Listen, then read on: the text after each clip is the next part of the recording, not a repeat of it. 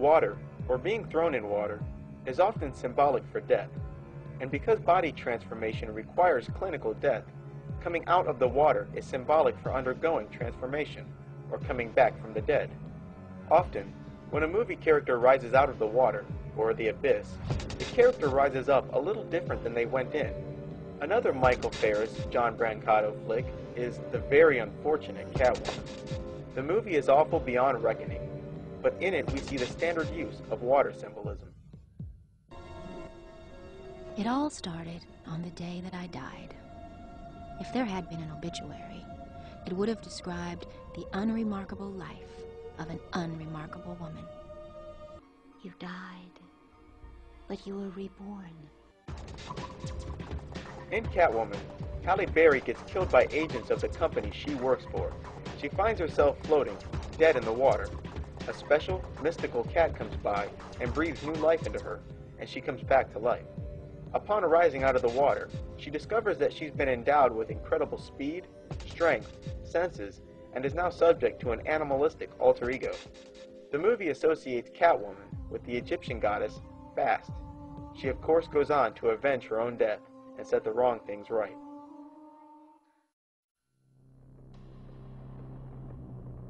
But the award for the most barefaced use of water symbolism for body transformation goes to Constantine.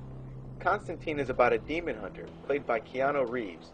In this scene, Angela is trying to convince Constantine to give her psychic powers and second sight. He warns her that this request is irreversible and that she will forever see spirits, and they will see her. He goes about putting her in a tub of water and telling her that she must be completely submerged for her to be transformed. When she asks how long she'll be underwater, his reply is, as long as it takes. The reason is that you have to be clinically dead before you are transformed. I need to see what she saw. You do this, there's no turning back. You see them. They see you. Lie down. What do you mean, lie down? You have to be fully submerged. For how long? As long as it takes. After rising out of the water, her senses are so heightened that they immediately begin leading her around. She also finds herself instantly illuminated, now understanding all of the mysteries of her previous life. In fact, water is used more than once in the movie to describe death and body transformation. Sometimes, when the storyline demands, the character will be arriving by ship from the sea instead of rising out of the water. This brings us to the stories of David S. Goyer. David Goyer has written the story for movies such as The Puppet Masters, Blade 1 through 3, Batman Begins, The Dark Knight, The Unborn, and contributed to Jumper. I have already discussed symbolism in Batman in previous documentaries. I've also reviewed symbolism in David Goyer's Blade series, so I'll keep it short by pointing out this single, relevant scene from Blade Trinity. In this scene, Dagon, or Dragula, is shown disappearing from the world. In the movie, Dagon is described as having wrought murder and suffering upon the world for ages, and then suddenly vanishes. Water symbolism is used to describe what was actually his death. Another movie David Goyer was involved in was Jumper. Jumper is about a guy named David Rice, who finds out that he has the ability to teleport himself across vast distances simply by imagining his intended destination. He first discovered that he had these powers the day he fell into a partially frozen lake. The intense fear brought on by the prospect of drowning in ice-cold water triggered his first teleport. After that, he runs or teleports away from home, leaving all those who knew him believing that he had died in the frozen lake. He goes on a crime spree, eventually meeting up with another teleporter. Then there's a Luke Skywalker moment where he finds out that his mother is a big cheese in a group that hunts jumpers just like him. What's important here is the use of water symbolism, going underwater and coming out with extra abilities. In the movie, the character doesn't actually die, but the writers drop hints about what has actually happened by having all the townspeople thinking that David had died in the lake. Another David Goyer movie is The Crow, City of Angels. The Crow, City of Angels, is about a guy named Ash, who along with his son are murdered for witnessing a crime. Both are thrown into the water, but while there, Ash comes back to life and rises out of the water with incredible strength, speed, and a body that's impossible to kill. After a brief freakout caused by finding out that he had been killed, he goes on to avenge his own death by killing one criminal after another, working his way up to the man ultimately responsible for his and his son's death. Finally, you have David Goyer's Unborn. The Unborn contains the standard symbolism you'd expect from any insider story. Similar to The Man Who Would Be King and Stargate, The Unborn includes a charm adorned with the all-seeing eye that was given for a source of protection. This is known as the Eye of Horus. The Eye of Horus, or the Wadjet, is an Egyptian symbol of protection. The Wadjet was commonly associated with the Egyptian goddesses Bast, Hathor, and Sekhmet. Sekhmet, who is also known as the Eye of Ra, was typically spoke of as an ultimate weapon.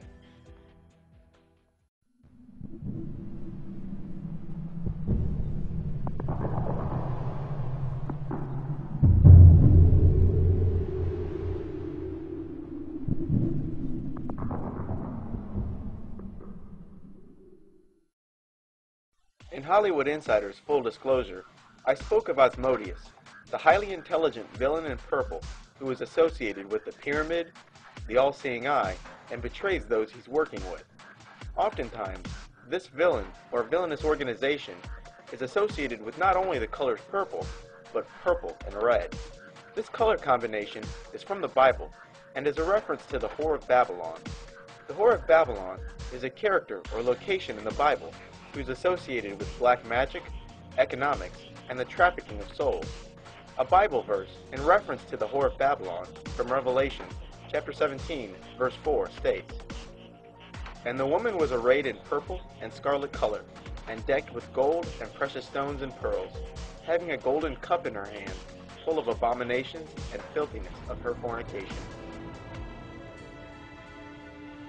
The verse states that this entity is associated with the colors purple and scarlet.